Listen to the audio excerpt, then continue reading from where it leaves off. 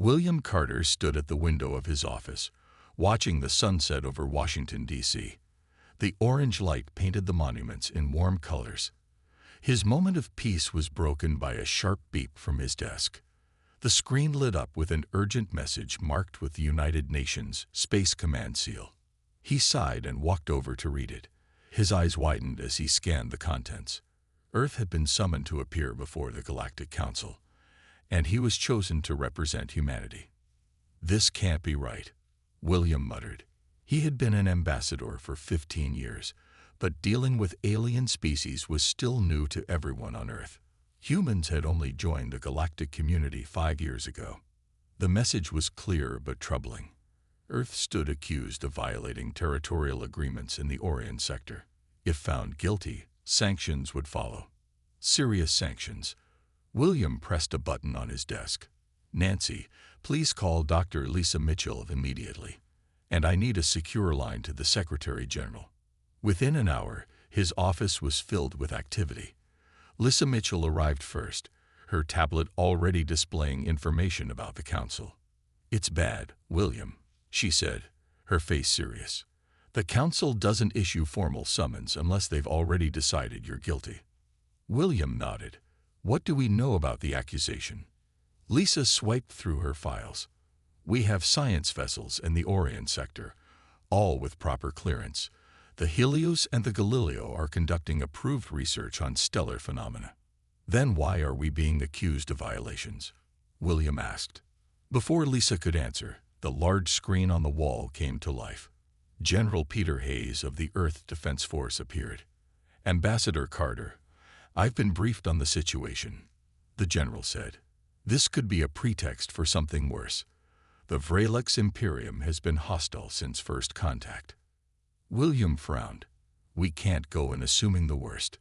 This has to be a misunderstanding." "Let's hope so," the general replied. "But I'm positioning our defense fleet near the Jupiter station, just in case. You have 48 hours to prepare before the council transport arrives." After the call ended, William and Lisa worked through the night. They studied council protocols, previous cases, and everything known about the 27 species that made up the galactic governing body. "Most species see us as primitive," Lisa explained as the morning light crept into the office. "We've barely mastered faster-than-light travel, while some have been spacefaring for thousands of years." William rubbed his tired eyes. "Then we use that. They underestimate us. That gives us an advantage." By noon, a small team had assembled. Language experts, legal advisors, and scientific attaches. William briefed them on their mission. "We have facts on our side," he told them. "Our ships were where they were supposed to be, doing what they were permitted to do." A young aide raised her hand. "Sir, what if facts don't matter? What if this is political?" William nodded. "Then we play politics, but we do it with integrity." The next day, William stood at the launch pad. The alien vessel had landed to transport him to Nexus Station. It was sleek and silver, unlike the bulkier human ships. Lisa stood beside him with 2 large cases of data and materials. "Ready?" she asked. William straightened his jacket and picked up his small bag. "As ready as anyone can be to defend an entire planet." As they walked toward the ship, William felt the weight of responsibility settle on his shoulders. 7 billion lives potentially affected by what he would say and do in the coming days. The ship's door opened, revealing a tall, blue-skinned Thalassian officer. "Ambassador Carter," the alien asked in perfect English. "The council awaits." William took a deep breath and stepped forward, leaving Earth behind. The diplomatic vessel Olive Branch lifted off minutes later, carrying humanity's fate among the stars. The journey to Nexus Station took 3 days. William spent most of that time studying files and preparing his defense. Lisa worked beside him, rarely sleeping. The Thalassian crew kept their distance, only speaking when necessary. When they finally arrived, William moved to the viewing port. Nexus Station hung in space like a massive silver wheel. Thousands of lights dotted its surface. Ships of all shapes and sizes moved around it. "It's bigger than I imagined," William said. Lisa nodded. "Home to over 1,000,000 beings from across the galaxy. The council chamber is in the center hub." The ship docked smoothly. When the doors opened, William felt the difference in air, slightly thinner, with a faint sweet smell. He adjusted his breathing as they stepped onto the station. A tall figure waited for them.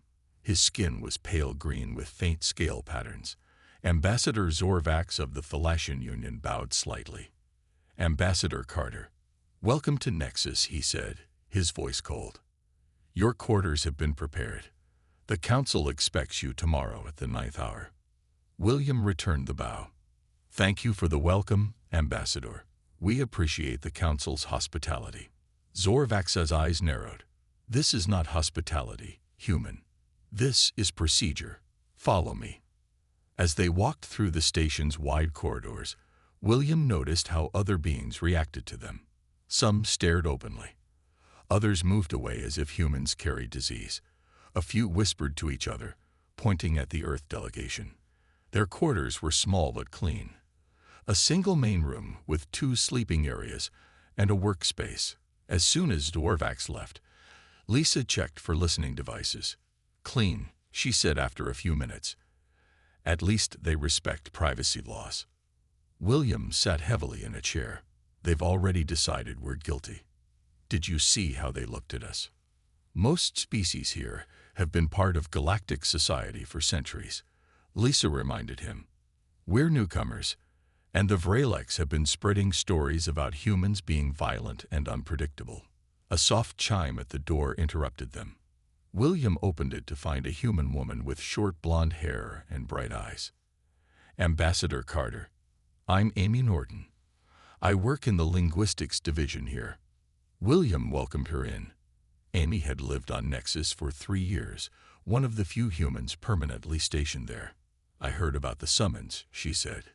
"It's all anyone's talking about." Lisa looked up from her tablet. "What are they saying?" Amy frowned. "Nothing good. The evidence against Earth seems strong. Images of military vessels in the restricted zone near Vralex space." "That's impossible," William said. "We only have science vessels there, all with proper clearance."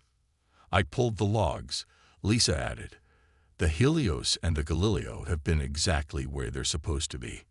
Amy lowered her voice. "Council politics are deadlier than anything on Earth. The Vralex want to make an example of humans. They feel threatened by how quickly we've advanced." William paced the small room. "Can you get us access to the evidence they plan to present?" Amy nodded. "I'll try. I have friends in the archives." She stood to leave. "One more thing. Be careful what you say, even here. The Vralex have spies everywhere."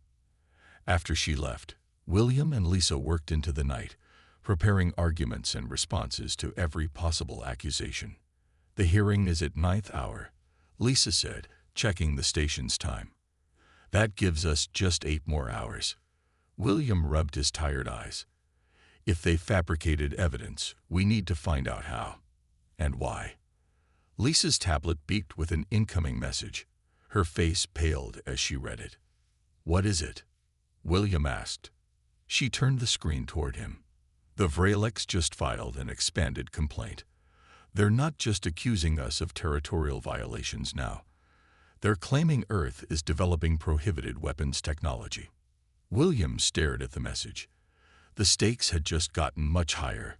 Earth's future in the galactic community now hung by a thread. William and Lisa entered the council chamber exactly at 9th hour.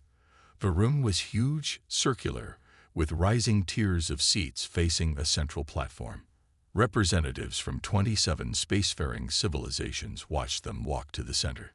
"It feels like walking into a lion's den," Lisa whispered. William kept his face calm. "Just remember, we have truth on our side." The chamber was designed to impress and intimidate. The ceiling displayed a rotating starfield. Light came from glowing orbs that floated in the air. The council members sat in seats designed for their different body types, some with water tanks, others with special atmosphere bubbles. A loud tone rang through the room. Everyone stood as 5 beings entered through a special door. These were the High Counselors, the leaders of the 5 oldest spacefaring races. The Council recognizes the representatives of Earth, announced a tall bird-like being with silver feathers. I am High Counselor Kretal of the Avarian Confederation. William bowed in the way Lisa had taught him. Earth thanks the Council for this opportunity to address the accusations against us. Kretal's eyes narrowed. This is not an opportunity, Ambassador Carter. This is a formal hearing regarding serious violations. A different counselor, with red skin and 4 arms, spoke next. The Vralux Imperium has brought grave charges against your species. They will present their case first. From one of the upper tiers, a figure stood. The Vralux representative was tall and thin with gray skin that seemed almost metallic. His name was Archandrel. Honorable Council. Drell's voice boomed across the chamber. For too long, we have watched the humans push boundaries. Now they have gone too far. Large screens appeared around the chamber.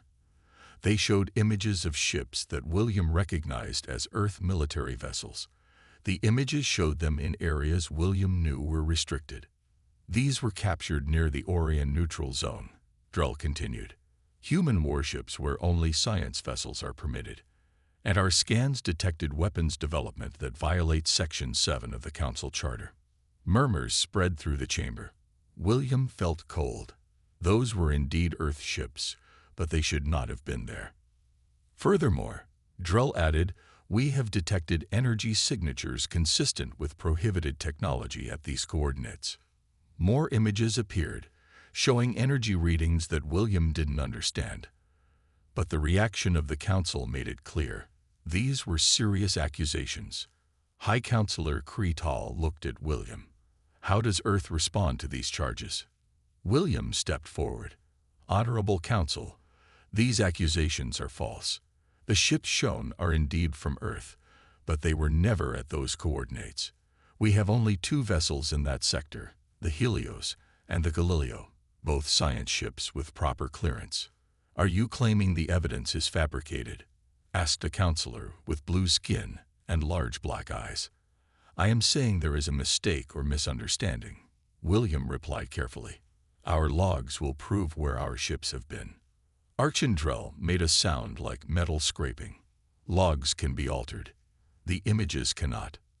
One of the smaller council members, a reptilian being, spoke up. I move that sanctions begin immediately while we investigate further. I second that motion, said another member quickly. William realized they had planned this. Before he could speak again, Kretal called for a vote. William watched in dismay as most of the representatives raised their hands or tentacles in agreement. The Council has voted to impose Level 2 sanctions on Earth, effective immediately, Kretal announced. All Earth vessels must return to your home system. Trade will be restricted to essential goods only. William stepped forward again. Honorable Council, Earth requests the right to present a full defense before sanctions are implemented. According to Council Procedure 33B, we are entitled to that opportunity. The chamber fell silent. Many representatives looked surprised that a human knew their procedures so well. Kretal seemed annoyed, but nodded. Very well. The Council will reconvene tomorrow to hear Earth's defense. Until then, the sanctions vote stands pending your presentation. As William and Lisa left the chamber, he whispered to her, Get Amy. We need to find out how they faked those images. Lisa nodded, and we have less than 24 hours to do it. William and Lisa rushed back to their quarters. Amy was waiting for them with a worried look on her face. I saw the broadcast, she said. The whole station is talking about it. William loosened his tie. Those images are fake. Our ships were never there. But how do we prove it? Lisa asked, pulling up their ship's logs on her tablet. Before anyone could answer, there was a soft knock at the door. William opened it cautiously. A small alien stood there. His skin was orange with faint stripes, and his large eyes blinked nervously. Ambassador Carter, I am Krell, a trader from Meridia. May I come in? It is not safe to talk in the corridor. William hesitated, then stepped aside. Once the door closed, Krell seemed to relax. "I watched the hearing," Krell said. "The Vreleks are lying. They have done this before." "What do you mean?" William asked. Krell's voice dropped to a whisper. "Several minor species like mine are tired of how the Council's powers treat us. The Vreleks are the worst. They accused my people of similar violations last year." Lisa looked up from her tablet. "What happened?" "We paid heavy fines and lost trading rights to 3 systems," Krell said bitterly. "We could not fight them." William's mind raced. "Are there others who feel this way?" Krell nodded. "Many. The Saurians, the Bentel, the Jackson Collective. All have suffered under Vrelek's influence, but none dare speak openly." "Will they speak privately?" William asked. A slow smile spread across Krell's face. "If approached correctly, yes. I can arrange meetings." After Krell left, Amy shared what she had learned from her contacts.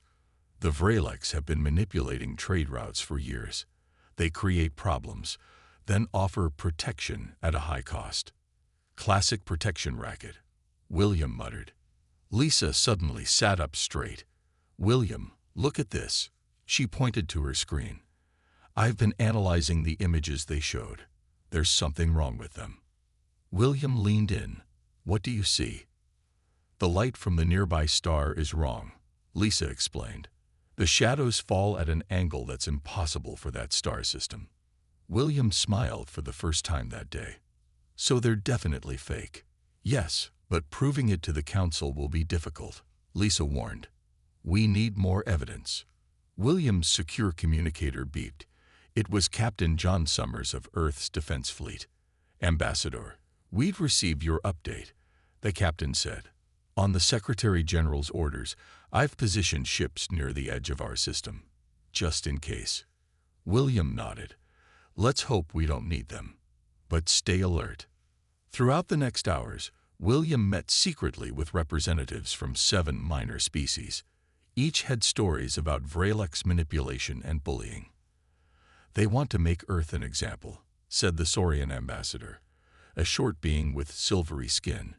"You are advancing too quickly. It frightens them. If we stand together, we can challenge them," William suggested. The Bentel representative, who looked like a tall human with purple skin, shook his head. "We are too small. The Council will not listen." "They will if we present united evidence of Vrelek's corruption," William argued. Slowly, the others began to agree. A coalition was forming. Meanwhile, Lisa made a breakthrough. "I found corrupted data in the evidence files," she told William when he returned. "Someone modified the location tags on these images. Can you trace who did it?" Lisa shook her head. "Not yet, but I can prove they were altered."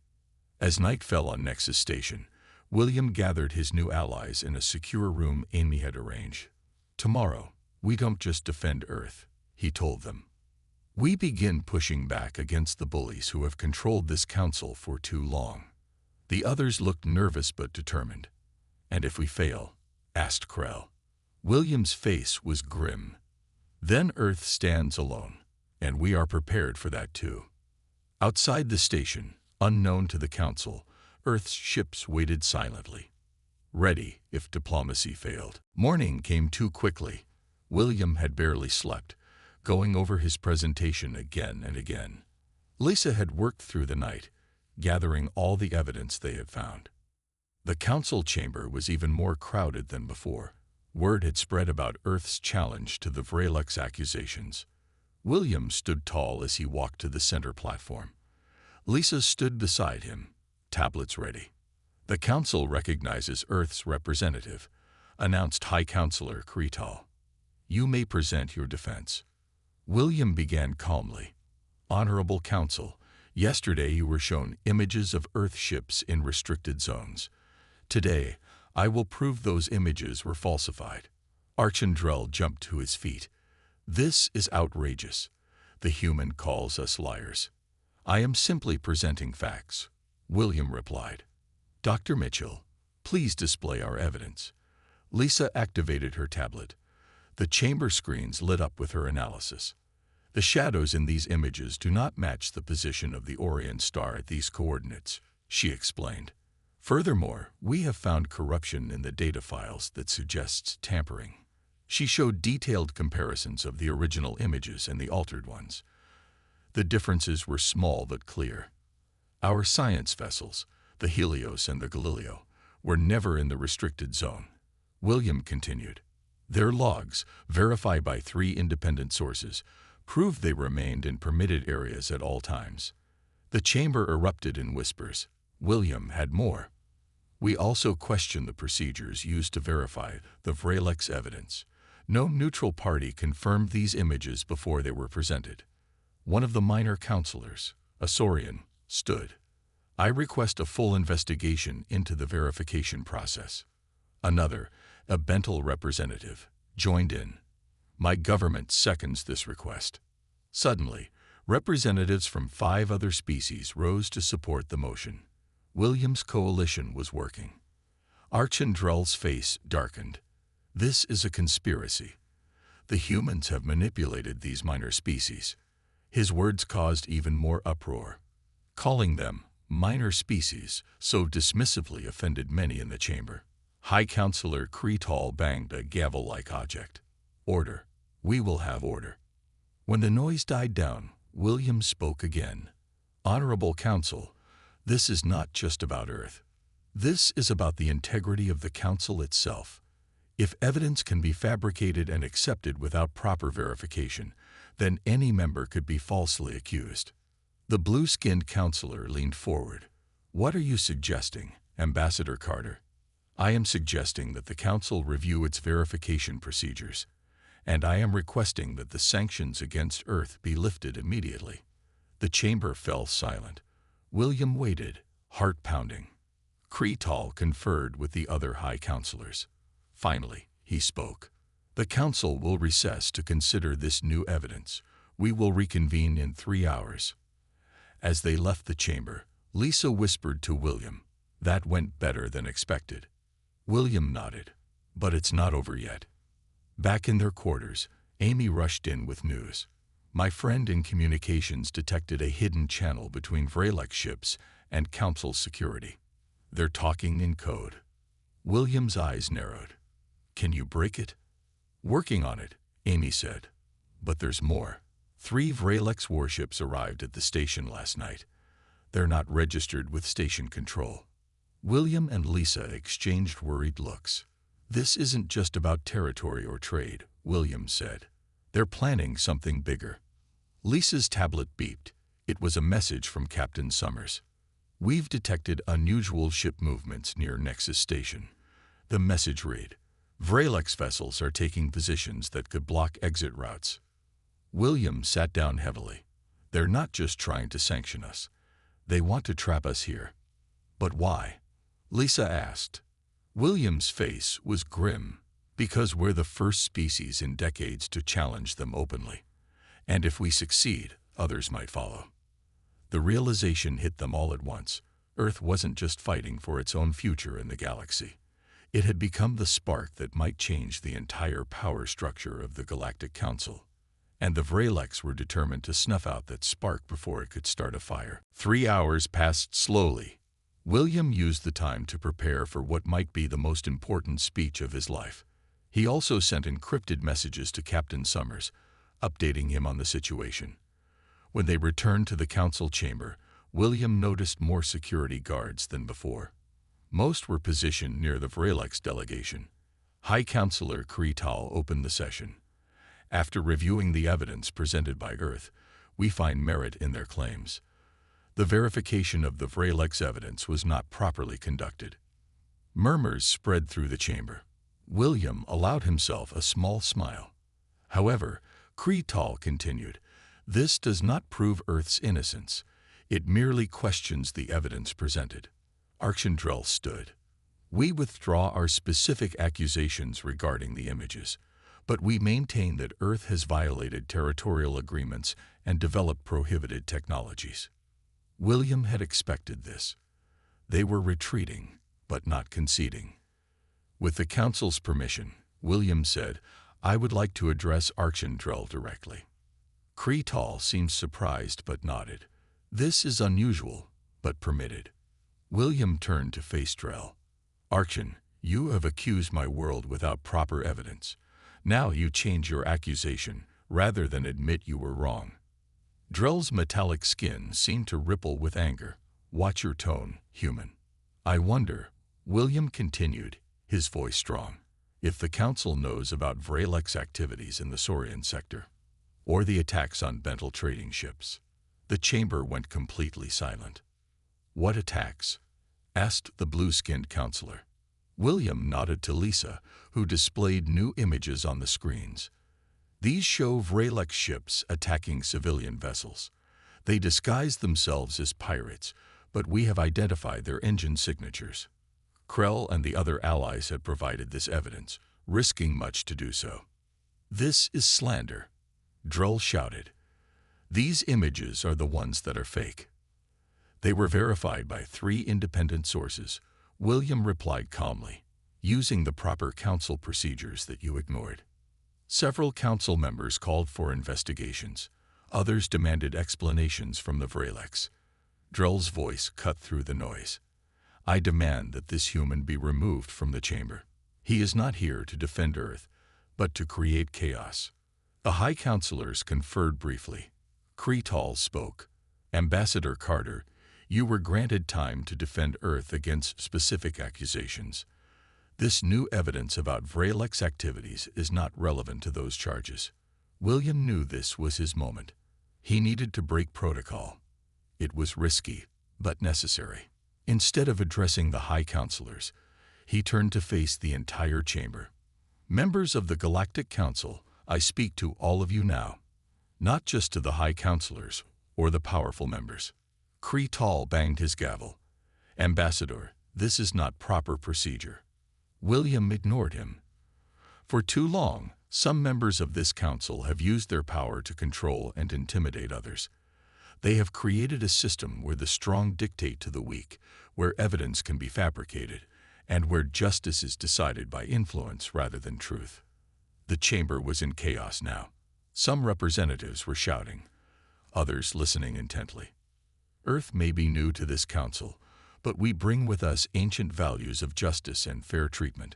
We believe that all species, regardless of their technological advancement or military strength, deserve equal respect and protection under galactic law.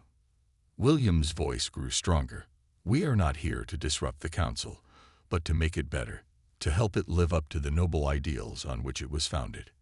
His words echoed through the chamber. Many representatives were nodding now. Even some of the High Counselors seemed moved. Lisa suddenly leaned close to William. Energy readings from Vrelek ships are spiking. They're powering weapons. William didn't hesitate. He continued speaking, his voice never wavering. And if the Vreleks think they can silence us with threats or intimidation, they should know this. Earth does not stand alone. As if on cue, Captain Summers' voice came through William's communicator. Ambassador, Earth ships have detected Vrelek's weapons powering up. We are moving to defensive positions. The game had changed. What began as a diplomatic hearing was now a potential military confrontation. Alarms began to sound throughout Nexus Station. The council chamber's screen switched to show the space around the station. Vrelek's warships had moved into attack positions. Kreetal and the other High Counselors looked shocked. Archandrel, explain this immediately. Kreetal demanded. Drell stood tall. We are simply taking precautions. The humans have threatened us. That is a lie, William said firmly. We have only exposed your deceptions. The blue-skinned counselor spoke. The Vrelek ships must stand down now. This is a violation of council neutrality laws. Drell's laugh was cold. The laws exist to protect the worthy. Earth is not worthy of protection. William had prepared for this moment. During his studies of council history, he had discovered something that few remembered, an ancient bylaw, written when the council was first formed thousands of years ago. He stepped forward. Honorable Council, I invoke Article 7. Section 12 of the original charter. The chamber went silent. Many representatives looked confused. Even the High Counselors seemed unsure. That article has not been invoked in over 500 years, Cretal said slowly. William nodded. But it remains valid. When a member species is unfairly challenged and threatened with force, they may demand trial by combat. Gasps echoed through the chamber. Trial by combat was from the Council's earliest days, when disputes were sometimes settled by direct confrontation rather than diplomacy. This is absurd, Drell shouted. They cannot invoke ancient laws they barely understand. The reptilian counselor leaned forward. Actually, they can. The original charter has never been revoked. William's voice rang out clear and strong. If it's a fight you want, then it's time for a fight. But we'll fight by the rules. The ancient rules that even the Vreleks must obey. The council erupted in chaos. No one had expected this from humans, who were seen as diplomatic newcomers, not warriors willing to invoke combat laws. William continued. However, to prevent unnecessary bloodshed, I propose a contest of champions, as allowed under subsection 3. Cretal looked stunned. You have studied our oldest laws well, Ambassador. Earth takes its membership in this council seriously, William replied. We know our rights and our responsibilities. The 7 allied species William had gathered now stood up one by one. The Saurian Collective supports Earth's right to invoke this article, said their representative. The Bental Union stands with Earth, said another. One by one, they pledged support, forcing the council to acknowledge William's challenge. Drell was furious. You think you can beat the Vreleks in combat? We have warriors trained for centuries. William smiled. Then you have nothing to fear from accepting our challenge. The 5 high counselors conferred urgently. Finally, Cretal spoke. The council acknowledges Earth's right to invoke Article 7. The Vreleks must either accept the challenge or withdraw all accusations and ships. All eyes turned to Drell. If he refused, the Vreleks would lose face before the entire council. If he accepted, their plan for a quick victory over Earth would be delayed. We accept, Drell said through clenched teeth.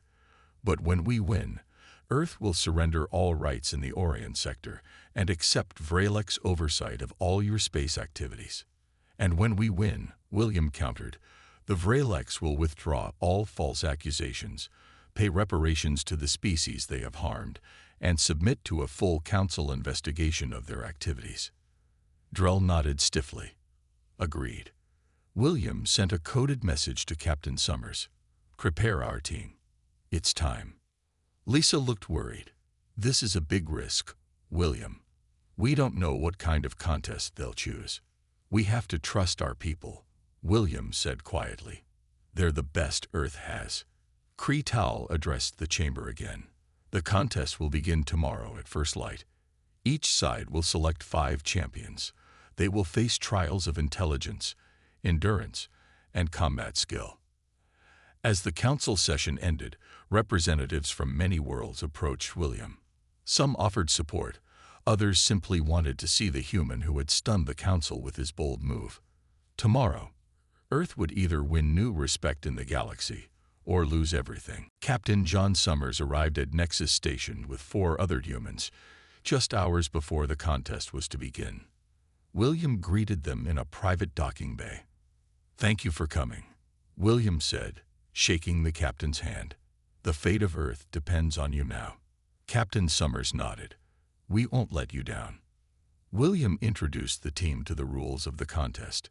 There will be 3 trials: intelligence, endurance, and combat. We need to win at least 2.